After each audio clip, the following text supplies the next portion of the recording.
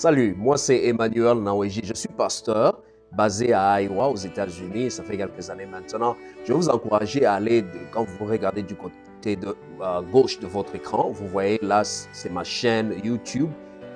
J'ai deux chaînes, en anglais et en français. Vous trouverez, si vous allez à Emmanuel T. Naweji, vous allez me trouver aussi là-bas en français et en anglais. Et en bas de votre écran, ça c'est mon site internet, Emmanuel Naweji. Là, vous irez là-bas, vous trouverez les contenus en anglais, les contenus en français. Aujourd'hui, je veux parler de la victoire. La victoire, comment est-ce qu'on peut expérimenter la victoire? Que signifie avoir la victoire dans notre vie en tant que chrétien? Et pour commencer, je vais lire un petit passage là dans Apocalypse chapitre 12, verset 11. Je vais lire à partir de Louis II. Et la Bible dit ceci: ils l'ont vaincu à cause du sang de l'agneau et à cause de la parole de leur témoignage, et ils n'ont pas aimé leur vie jusqu'à craindre la mort. Quand je regarde en bas, comme je le fais maintenant, c'est que je suis en train d'organiser un peu ce que vous voyez sur votre écran. Bien aimé, vous savez, quand on parle de la victoire, selon moi, la victoire en tant que chrétien, je suis en train de voir à peu près 4 choses ici. Et la première chose, c'est d'abord le sang de Jésus-Christ. Le sang de Jésus devrait couler. Ça devrait couler pour accomplir la promesse de Dieu depuis l'Ancien Testament. Jésus est mort à la même heure qu'on faisait le sacrifice pour les péchés de tout le monde en Israël. Il est mort aux environs de, on dit, la 9e heure, c'est-à-dire à peu près 15 heures.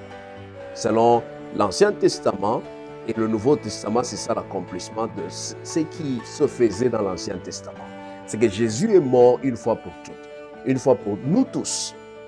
Le sang de Jésus est très important. Et alors, Jean, qui écrivait ce livre ici d'Apocalypse, il était déjà sur l'île. Il était sur une île où on l'avait exilé. Et les autres apôtres, la plupart d'entre eux étaient déjà crucifiés comme Pierre. Paul était tué à Rome. C'est que quand Jean écrit ceci, il parlait de la victoire. C'est-à-dire, notre victoire, tu ne la trouves pas dans un homme ou dans une femme. Ce n'est pas dans un livre, ce n'est nulle part. Ça ne vient pas de l'argent, ça ne vient pas des politiciens. Notre victoire à nous, ça vient du sang de Jésus-Christ. Alors le sang de Jésus. Le sang de Jésus, c'est d'abord le sang en soi-même, c'est le signe de la vie. C'est le signe de la sanctification et aussi c'est le signe de la délivrance et la liberté. Vous savez, le sang de Jésus a déjà été versé une fois pour toutes. Ça s'est fait plus de 2000 ans en Israël. Jésus est mort et il a scellé ta victoire. Et ça, c'est une réalité que nous ne pouvons pas changer, que même les démons ne peuvent pas changer. Vous savez ce que ça veut dire? Ce que ça veut dire, c'est ceci. C'est que tu as déjà la victoire. Amen.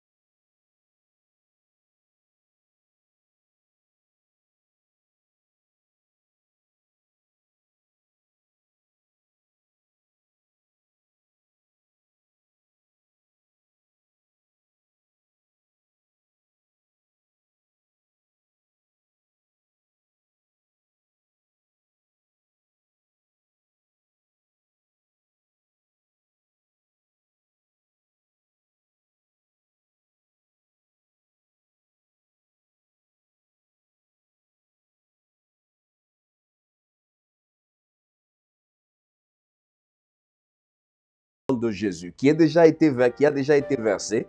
Et puis ça va commencer avec toi, laissant Dieu vivre en toi. Est-ce que Dieu est en train de vivre en toi? Alors on doit commencer par là. Est-ce que Dieu est vraiment en train de vivre en toi? Dieu vit en toi. C'est déjà la première étape ici. Tu commences à inviter Dieu à faire en sorte que la présence de Dieu soit maintenue dans ta vie. La présence de Dieu doit être maintenue dans ta vie tous les jours. La Bible dit que nous sommes le temple du Saint-Esprit. Nous sommes le temple du Saint-Esprit. Je vais retourner un peu à mon histoire ici. Voici. OK.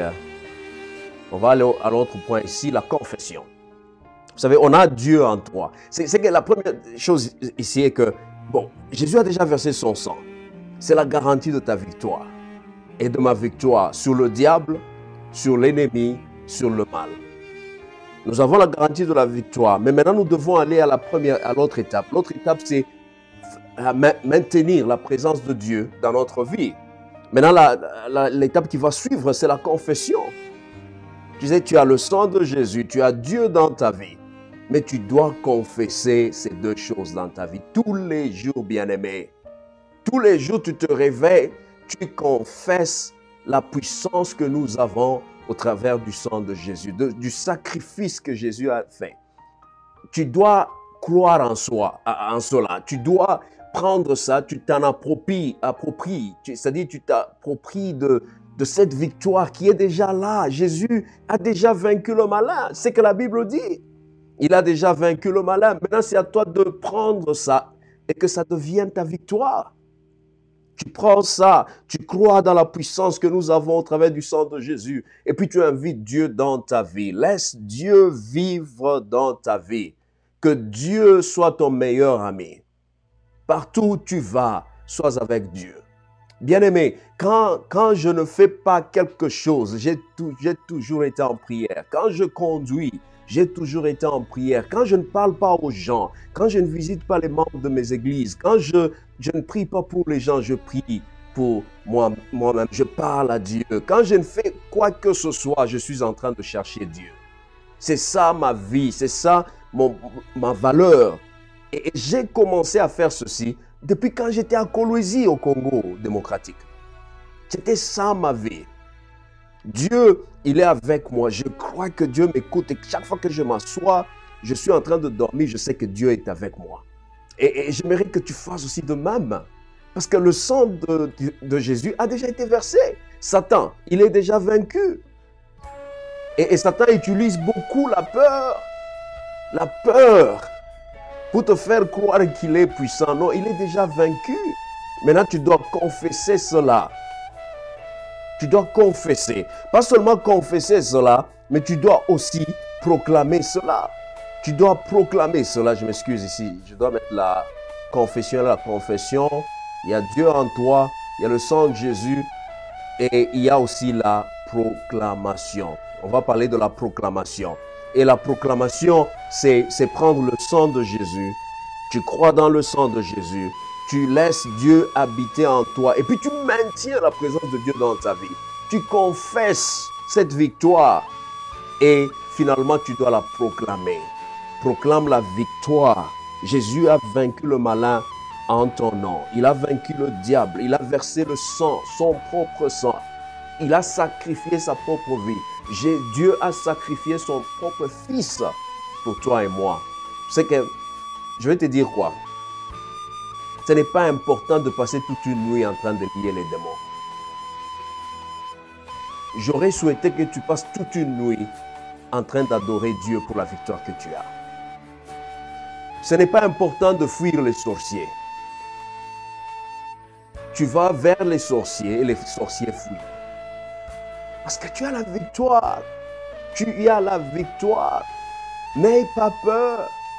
Vous savez, quand on a peur, Satan utilise la stratégie de la peur. Et vous savez pourquoi la peur? La Bible dit que ce que tu crains, c'est ce qui t'arrivera. Pourquoi il ne faut pas craindre? Pourquoi il ne faut pas avoir la peur? Parce que quand vous avez la peur, ça affecte le fonctionnement de votre cerveau. Et vous savez, nos pensées c'est une faculté qui se passe dans le cerveau. Tout ce que tu penses, c'est ce que tu peux devenir. Tout ce que tu penses peut t'arriver. Pas seulement ça va nécessairement t'arriver, ça va changer ta perception de la réalité. Alors ne laisse pas Satan ou l'ennemi, les démons, corrompre tes pensées. Embrasse les pensées qui étaient dans le Seigneur Jésus-Christ. Embrasse cette pensée que tu es victorieux et que tu es victorieuse. Tu as la victoire à cause de Jésus. Jésus a versé son sang pour toi et pour moi. Et gloire au Seigneur, gloire à Dieu pour le sacrifice de son propre Fils. Et c'est pourquoi je passe beaucoup de temps à adorer Dieu. Je passe beaucoup de temps à prier pour les gens.